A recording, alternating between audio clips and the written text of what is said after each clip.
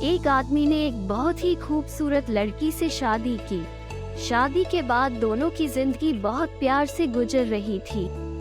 वो उसे बहुत चाहता था और उसकी खूबसूरती की हमेशा तारीफ किया करता था।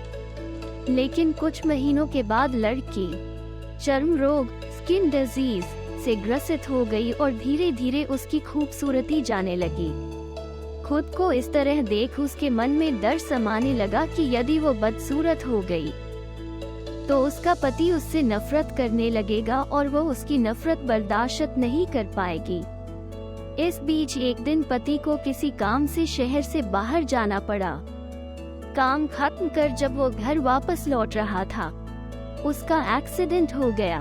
एक्सीडेंट में उसने अपनी दोनों आंखें खो दी, लेकिन इसके बावजूद भी उन दोनों की जिंदगी सामान्य तरीके से आगे बढ़ती रही।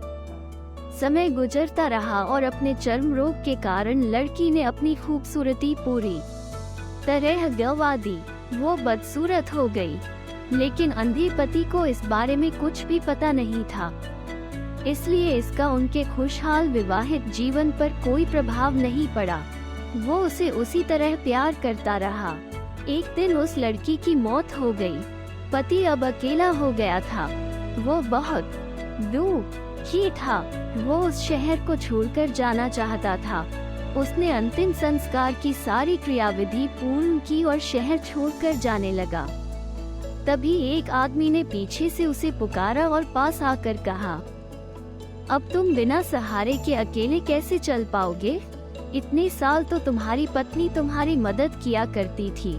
पति ने जवाब दिया, दोस्त, मैं अंधा नहीं हूँ। मैं बस अंधा होने का नाटक कर रहा था, क्योंकि यदि मेरी पत्नी को पता चल जाता कि मैं उसकी बदसूरती देख सकता हूँ, तो यह उसे उसके रोग से ज्यादा दर्द देता। इसलिए मैंने इतने साल अंधे होने का दिखावा किया। वो बहुत अच्छी पत्नी थी। मैं बस उसे खुश रखना चाहता था। सीख, खुश रहने के लिए हमें भी एक दूसरे की कमियों के प्रति आंखें बंद कर लेनी चाहिए और उन कमियों को नजरअंदाज कर देना चाहिए।